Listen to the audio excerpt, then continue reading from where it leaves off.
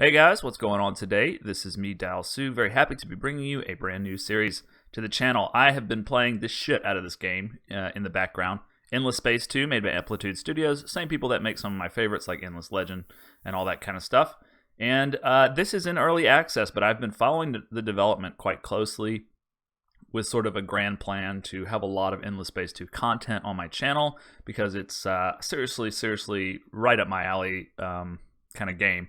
Sci-fi meets 4X, you know the formula, but they've pulled it off quite well, as Amplitude always does. The art is amazing, the music's amazing. I wish I could turn it up, but I don't want a YouTube strike, so I'm not going to do that. And the gameplay is amazing. And so this is going to be the first of probably several playthroughs. This is update number 2. They said that they're going to do 3 major updates, and I've been kind of waiting until it was in a mostly sort of playable state, and it is.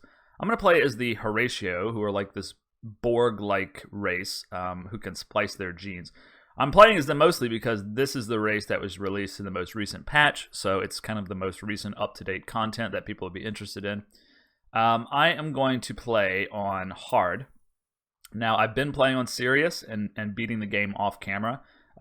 Recording at the same time as you're playing adds sort of an extra level of difficulty, so I'm going to turn it down just by 1 because I'm tired of being embarrassed on my Let's Plays and losing. But if I do win hard, then I'll probably go ahead with a serious playthrough as well. I'm going to leave everything else pretty much the same. I'm going to turn speed on to normal. I had been playing on slow, but I think normal's fine for the series. It's going to be a medium galaxy. You can also add a few other options here: galaxy density, node connectivity. I'm not gonna really mess with too much of this stuff. I would like to double check the victory conditions. I'm going to turn economic victory off because it seems to be way too easy for the AI to get tons and tons of money. I'm also going to turn score victory off because I just don't like score victory. Okay, everything else is going to be left alone, I'm pretty sure. Yeah, everything looks fine. So we're going to go ahead and start as the blue Horatio here. And I'll let you watch the cutscene intro because it's kind of interesting. If you haven't played the game yet, that is.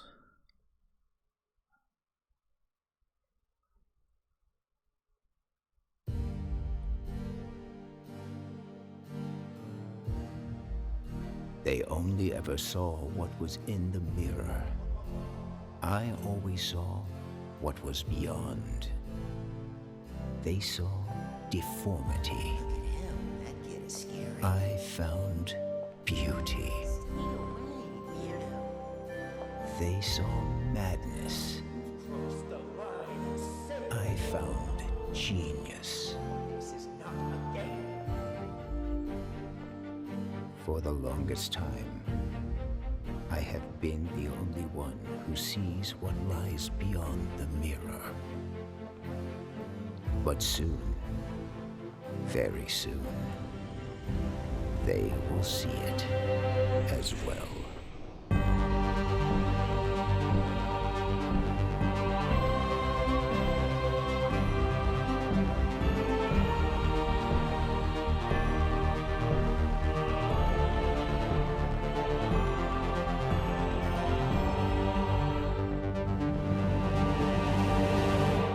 So that's pretty much it. The Horatio are like sort of, I guess, the next step in human evolution, and they are able to splice their population. Their kind of core mechanic is as they get citizens from other races, they can splice them, and then their civs become really efficient late game. So, for example, once I have a certain number of these Zavali, I can splice them with my genes, and then I'll get a +1 to science on every pop and a +1 to approval rating on every pop. And as the number of citizens I have tick up, I get various different effects. So it's a pretty cool mechanic. I'm not sure really how to milk it for all it's worth yet. I haven't really had a great success like using this to snowball because there just doesn't seem to be that many other races around sometimes. But we're gonna see if we can do it this game and see how it goes. Yes, I would like to close the tutorial. Okay, so let's see what we're working with here to start out with. We've got a cold planet. This is snow. That's quite a ways away on the tech scale. This one is ash. That's also quite a ways away. So it looks like we're not going to be colonizing these other 2 planets anytime soon. Also, they don't seem to have any strategic resources, which is not great. Our home planet is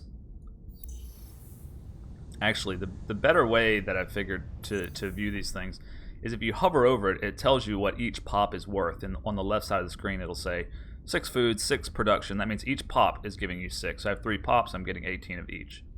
This is if you're unfamiliar with sort of the base mechanics of the game. Now also you have various different kinds of population on the planet. They each have sort of small effects, like Zvali are scientific based, especially when they're happy. But we're not happy right now, so we're not getting that bonus, unfortunately. We're starting off with very low science, pretty shit production. So this is kind of looking like a bit of a tough start right off the bat. I'm going to start, as I always do, with a drone network. It's just sort of a base building that's really cheap to build that gives you +5 to production, +5 to food. Seems to be the way to start almost every planet. So here's the sort of intro text. We don't really need to read that. We've got ourselves a hero here. He's going to help our main planet not suck so bad. He has the ability to give me +2 production per citizen and +1 food per citizen. So that's right away going to give me 6 extra production and I think 3 extra food. But he actually doesn't have any skill points available yet. So we're going to put him on the planet here. And then he's going to get experience through governing, and then eventually we'll be able to actually do something. I think he's got some kind of skill already, yeah. +1 per original Empire population on system. That's kind of a shitty bonus. Actually, it's a really shitty bonus. That gives me +3 approval. For +2. It's giving me +2. So that's kind of shit. But he's gonna level up and it'll be even better. Now we need to see if we can find a decent second planet, because we do start off with a beautifier, which is a colony ship, and we really, really want to get our hands on some better planets, because these are just like crap. So I think what I'm going to do is I'm going to shoot some probes off in these directions. Probes will do the scouting for me, and then I'm going to send the revealer over here. And I'm probably going to take a risk and just send my colony ship down that way. That way I get the view of 4 different systems. If I'm lucky, my colony ship will end up somewhere colonizable. But that's sort of a gamble, a speculative gamble. Alright, let's look at tech and decide what we're going to do. I generally start off fairly militarily oriented, because if you can get sort of decent military tech right off the bat, then you won't lose right off the bat, which is all, you know, the early game in these endless games, especially like Endless Legend, it's always a little scary in the early game, because I think the AI receives some kind of early starting units and they're not afraid to use them, so they will attack you if you're not strong. So the best way to sort of prevent that from happening and actually get to enjoy the game is to start off with a bit of like an early army. So this is the tech right here. I don't know why it's in the influence section, but this is the tech right here that allows you to have some early military hulls, some early military ships that you can design. So I'm going to go ahead and grab that. It's only 4 turns. That seems like the kind of tech that I usually start with. Alright, so let's see what we can discover here. Our probes went a little further, and we found a planet that actually has resources on it. Thank God. This planet's not useful to us right now. This one is nice. Okay, it's got average titanium. Wait, I was looking at that. Okay, so it's a 6731, which is slightly better than our other planet in terms of productivity. It's nowhere near as good in terms of research. This planet right here is, yeah, well, it's a third as good anyway. So we definitely want this planet, and unless my colony ship just finds something amazing here, I'm probably going to turn it around. And it looks like we just found a minor civ. We will probably be taking this civ over as soon as we have a military that's capable of doing so. They are on that jungle planet. No? Are they on the ocean planet? Yeah, they're on the ocean planet, which if I can't actually zoom in here and see, but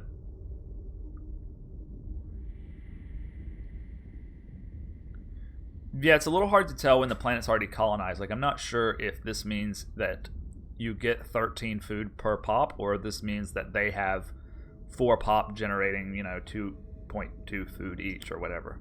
I'm not sure about that. Anyways, that's a definite turnaround there for the colony ship. He's going to head up here, actually. That's going to take him several turns, but we'll have that colonized in 4 turns. It was a bit of a gamble sending it out there like that, but what do we got? We got a large lava, a huge lava, and a large gas planet. So you can see some planets like this, they only really specialize in one thing. This planet is only useful for production, and this planet is only useful for science. So this is not a bad deal for like late game if you want like a super powerful science planet, or you want like a production planet for all your ships. But the thing is, it wouldn't have any food. You'd have to be sending it food. And you can do that. You get like a spaceport later where you can ship food to different places. I'm not really sure how that mechanic works, full disclosure, but I plan to experiment with it here in this playthrough. Alright, also, something else worth mentioning is you have these asteroids, and this one's really close to us, and they confer bonuses not when you colonize them, but when... I can't see what the bonus is without getting it just there. Okay, so if I'm able to get this asteroid in my area of influence, which is just like Civ, it's like a border, right? And your influence is what controls the spread of it. If I'm able to do that, then I get just plus 50 production on... I'm not sure if it's every system or just the system that's influencing it. I think it's just the system that's influencing it. So if I colonize Nihal, there's a great chance that I'll get that, which is a really nice bonus. You can see my production right now is only like 43, so this would more than double my production if I was able to get it. It will be a while before I'm able to get it, but... Okay, he's actually got more moves. Let's start shooting him up this way. Alright, good deal. There's not much else we can do right now. How long until my pop grows? Yeah, I'm not generating a whole lot of food, but a decent amount.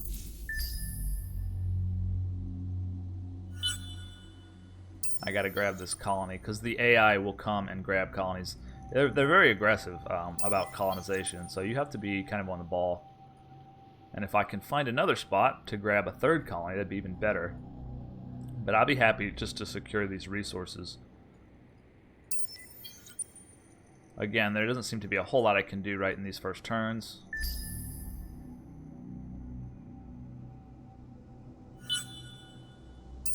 I don't see any AIs yet. That's a good sign.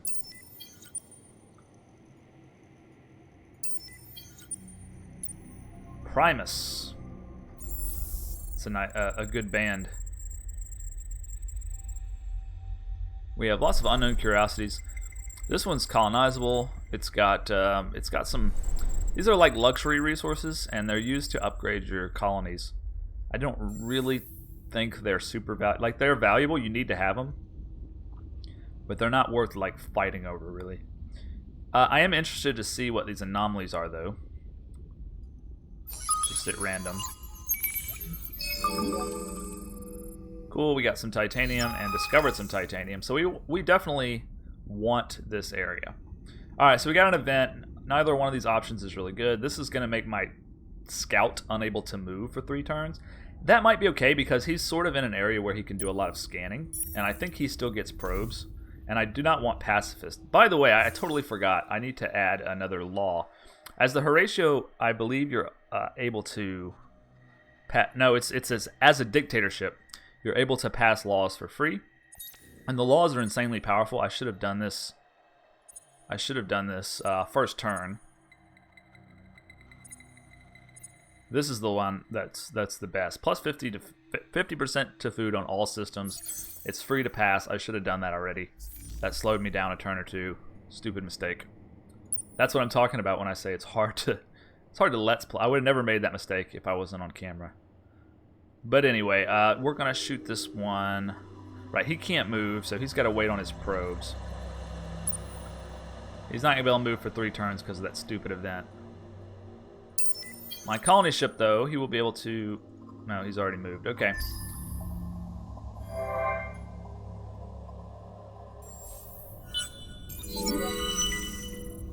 Alright, so we gotta choose our quest.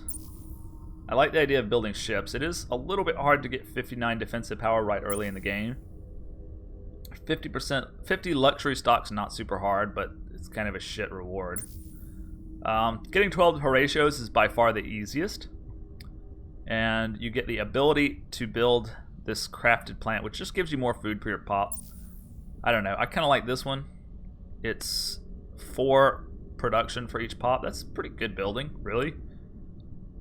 So it's going to take me a while to be able to build those ships because I don't have the tech for it, and also those kind of ships are expensive. Horatio ships are expensive. But anyway, we got the tech for our early ship, so we'll be doing that. The second thing I'm usually going for, and I don't see any reason not to now, is these 2 techs, which are both production buildings.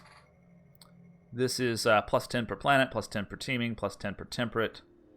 And then this one is plus 1 per pop and plus 3 if it's got strategic resources. These also unlock the exploitation of both of the starting resources, titanium and hyperium. So they're really essential techs. They're also going to unlock the next level here on economy and trade. So we're going to go with both of those. Meanwhile, our colony ship is taking forever to get to this colony. And we want a 3rd colony ship because we definitely want Primus. And the more I scan it, the more it looks promising. So I'm going to keep scanning it because we can't move anyway. It's also got 2 planets that are colonizable. That one's got luxury resources. Yeah, we definitely want this area. It's almost tempting to just tell my colony ship to just push on through. And the reason being because it's much easier for us to colonize this one later, especially if there's, say, an AI right here. So I'm thinking to do that. But what if there's an AI right here and he steals this planet? How long would it take me to build another colony ship? Only 4 turns. I think I'm going to go with another colony ship. I'm going to send this one out further into space just to secure it. Meanwhile, I'm going to sit over here and scan all this stuff. Now, we could redesign our colony ship to try to make it a little cheaper. Might be worth doing. No, I mean, there's really nothing we can do. We can't take off the engines and we can't take off the colony modules, so it's as cheap as it can be right now. So we'll just let that ride.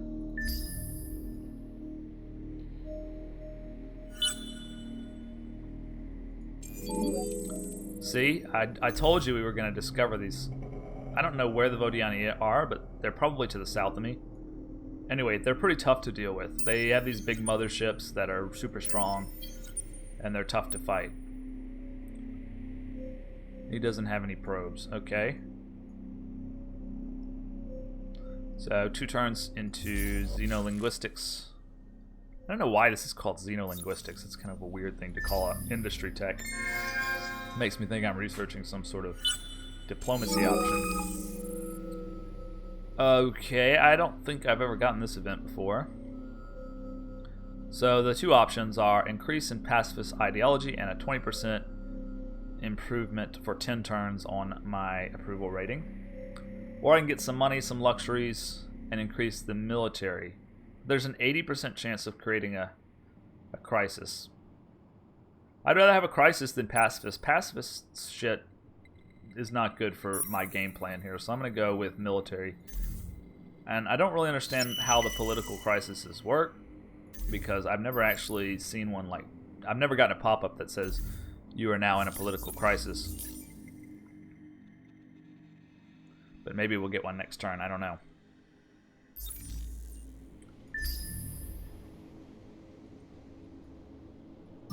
Very close to being able to grab that planet. 1 turn away from our colony ship there. Okay, so I guess I did not get the 80% crisis event that I thought I was going to get. Can we colonize? We can. Good. Which one do we want to colonize? 976 is pretty good. 844. Nah, we want to go... Well, that's... You know, we want both of them, but I think we'll start with this one since it's got higher production. That'll help us get the other one faster. Alright, so there's a couple options here for you to be able to speed things up.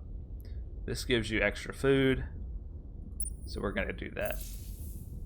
And we're also going to scan a few more things. There's so much here that we can scan. Might as well start with the one we have our outpost working on. And we got Hyperion too. So this is a great planet. I'm really glad we secured it. In case you're sort of confused about this, basically you seed the planet, and then you have to wait a certain amount of turns, during which the AI can seed another planet and fight you for the system. Like through sort of diplomatic processes. I guess you'd call them diplomatic processes.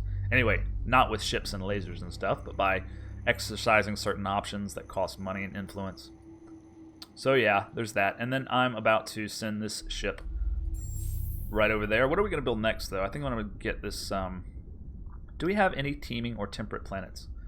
We actually do not. So it's only going to be, right now, plus 10 to production. Because it only counts the planets, and I've tested this, it only counts the planets that you're currently colonized on. So for right now, this is only going to be 10 per planet. In the grand scheme of things, it'll give me 30 because eventually we'll colonize both of these, but it'll be a long time. And yeah, but it's going to give me 10 extra production, which is, what, a 20% increase? I'm not good with math. No more probes.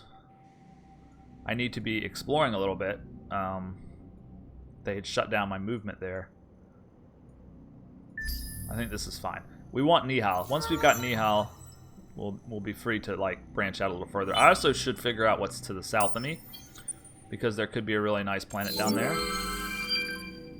Okay, they searched 10 curiosities. The AI seems to always get the achievements before I do. You have to really, really focus on trying to get a particular achievement and sacrifice other things in the process. And it's usually not worth it. I'm going to bring my scout back down here and then explore what's going on to the south of me. I'm expecting to probably meet the Voidiani down there. Okay, he's out of moves. We're working on the Xeno-Industrial thing, 5 turns.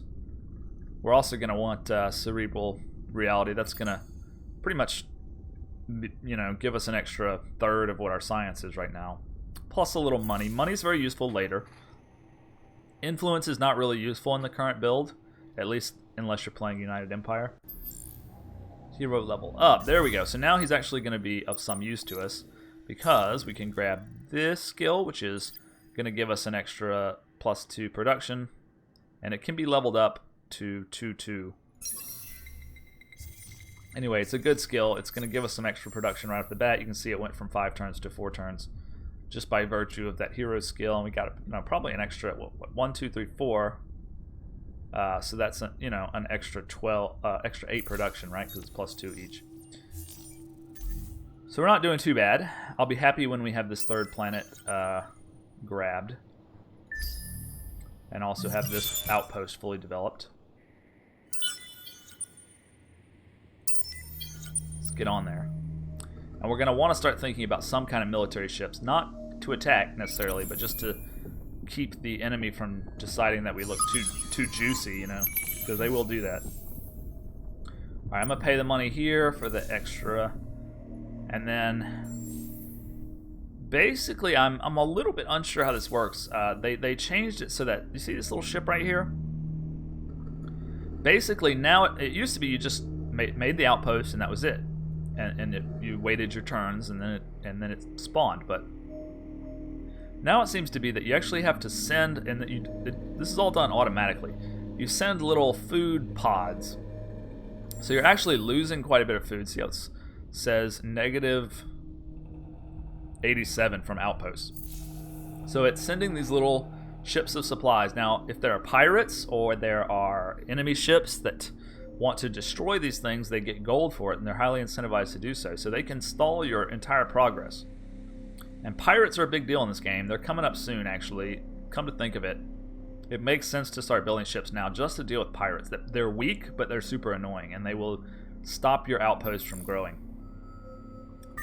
Okay, so we've gotten these 2 techs, these very important 2 techs. What are we going to grab next? I like the idea of unlocking level 2 of the military tab, even though I'm not crazy about these early exotic rations is kind of useful. This one is not so useful right now, but anyway, I just really want to unlock level 2, because level 2 is where you can get sort of better, and you automatically get better weapons just by unlocking it. And you can also research the resource specific ones. So we're going to set it to that, and that's going to be the end of this video. I'm really excited about this series. I'm going to do this one and probably several more on Endless Space 2 as its development continues. If you'd like to see more, please subscribe, and I'll see you on the channel. Thanks for watching, guys. Bye.